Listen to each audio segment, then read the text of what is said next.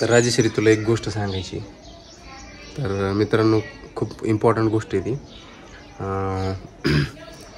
तर म्हणले ही बसली जरा निवांत, मुली दोन्ही झोपल्यात, तर हिच्याशी बोलावं एक गोष्ट. तर ऑफिस रिलेटेड गोष्ट आहे माझ्या. तर असं आहे की मला ऑफिसमधनं एक असा चान्स भेटतो आहे की नाही का, की तुम्हाला नाही का असं बाहेर जाण्याचं वगैरे. तर बाहेर एक वेगळ्या कंट्रीजमध्ये किंवा एका वेगळ्या राज्यामध्ये 2 ऑप्शन आहेत. कधी आहे आलेला आहे चान्स. तर मला सांग, तुला काय वाटतं की जावं का नाही जावं? म्हणजे तुम्ही एकटेच जाणार की मला पण घेऊन जाणार? नाही नाही, मला एकट्यालाच. एकट्यालाच का? फॅमिली नाही येऊ शकत. जावं मग काय, जा मग. आता काय चान्स आलाय तर कशाला सोड. पगार वगैरे पण वाढणार, सगळे व्यवस्थित, सॅलरी वगैरे सगळी वाढणार, डबल होऊ शकते डायरेक्ट. डबल म्हणजे असे किती आता? डबल तेवढीच थोडीफार काय असेल ती तेवढी वाढणार बस, समज. तर काय वाटतं तुला? काय वाटतं तुला, काय जावं का नाही जावं? तुम्ही मला आधी सांगायचं ना, मी विचार करून सांगितलं असेल. आता डायरेक्ट मला विचारताय काय वाटतं तुला, मग काय सांगू. पण मला वाटतं आलाय चान्स तर जावा तुम्ही. तुला काहीच असं वाटत नाही की मी म्हणजे डायरेक्ट जाणार? कारण की 2, 2.5, 3 वर्षासाठी मी म्हणजे जाणार, येणार नाही डायरेक्ट. वर्षातून एकदाच येणार, ते बी 15-20 दिवसासाठी येणार, 15 दिवस मॅक्सिमम.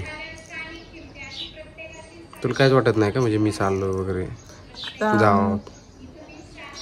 मी नको जाऊ म्हणलं तर बोलेल बघ, मला असा चान्स आलेला आणि तू मला जाऊन नाही दिलं, तुझ्यामुळं माझी प्रगती अडखळली, घरात एवढं पैशावरून वाद वगैरे होतात, मग म्हणून मी जा म्हणते तुम्हाला. काय मला काय हाऊस आले का? तुम्हाला इथं जर असं काम भेटलं तर मी कशाला तुम्हाला जा बोलेल. तर मित्रांनो, तुम्हाला काय वाटतं, मी जावं का नाही जावं?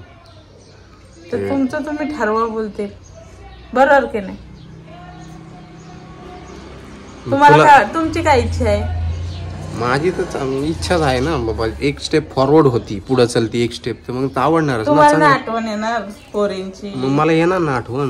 मग तुम्ही राहू शकता ना पोरींला सोडून, मला सोडून? मला तुम्हाला राहायचंय. मी तरी, मला 2 पोरी आहेत, मी माझा अख्खा दिवस त्यांच्यामध्येच जात असतो. नाहीतरी तुम्ही घरी आल्यावर फोनमध्ये व्हिडिओ मध्येच असता. माझा काय एवढा सीन नाही. पण तुम्ही जर पोरींशिवाय राहू शकत असेल तर जा बिनधास्त. थोडासा त्रास होईल नाही का, 1-2 महिने, 3 महिने, 4 महिन्याचा त्रास होईल. पण कॉन्टॅक्ट तर आहेच ना, व्हिडिओ कॉल वगैरे करतो आपण, वगैरे बोलतो वगैरे, तर तेवढा विषय होऊ शकतो. म्हणजे काय एवढा त्रास नाही होणार. बोला राजेश्रीला आणि 2 पोरींला घेऊन जातो म्हणून. तेच तर पॉसिबल नाही ना. आधीच सांगितलं की बाबा फॅमिली नाही नेऊ शकत, काय असेल ते तुम्हाला जायचं.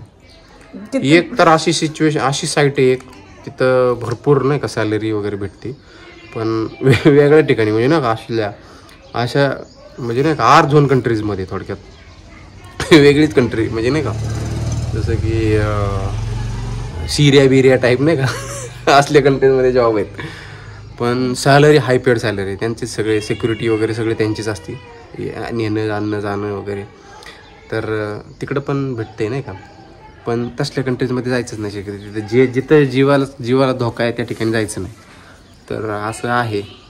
तर काय वाटतं, अप्लाय करावं का नाही करावं सेफ कंट्रीमध्ये? तुम्ही एकटे जाणार ना? हा, एकटाच. बघा, तुम्हाला जायचंय तर जा. आता मी काय बोलू तुम्हाला? फक्त पैसे पाहिजे आहे ना? फक्त पैसे पाठवू ना? पैसे पाठवू काय? पैसे पाठवू मा उठली वाटतं. चला बघूयात मित्रांनो, तुम्हाला काय वाटतं तुम्ही सांगा.